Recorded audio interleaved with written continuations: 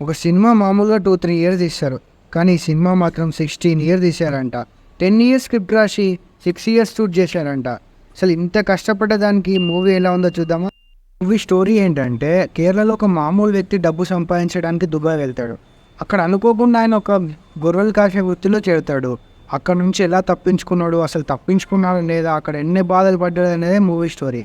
ఇంకా యాక్టర్ విషయానికి వస్తే హీరో పృథ్వీరాజ్ది 1 మ్యాన్ షో అని చెప్పాలి. అసలు క్యారెక్టర్లు జీవించాడనుకోండి, మూవీ చూసినంతసేపు యాక్టర్ని చూసినట్టు కాదు, అసలు రియల్ ఇన్సిడెంట్లో ఆయన ఎంత బాధపడ్డాడు అనేది తెలుస్తుంది.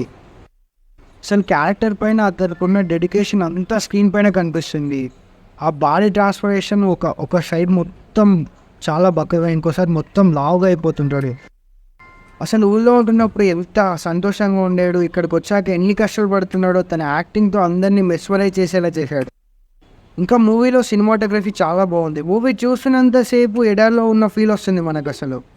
ఇంకా ఏఆర్ రెహమాన్ గారి మ్యూజిక్ మాత్రం మూవీకి ప్లస్ అయింది. ఎమోషనల్లో వచ్చే బ్యాక్గ్రౌండ్ స్కోర్కి కళ్ళలో నీళ్ళు తిరుగుతున్నాయి అనుకోండి, మూవీ కొంచెం ల్యాగ్ అనిపిస్తుంది. అంతా ఒకే లొకేషన్లో జరుగుతున్నప్పుడు కొంచెం ల్యాగ్గా ఫీల్ అవుతాం. కానీ ఒక మనిషి డబ్బు కోసం వచ్చి ఎన్ని కష్టాలు పడతాడు అనే పాయింట్కి అందరూ కనెక్ట్ అవుతారు.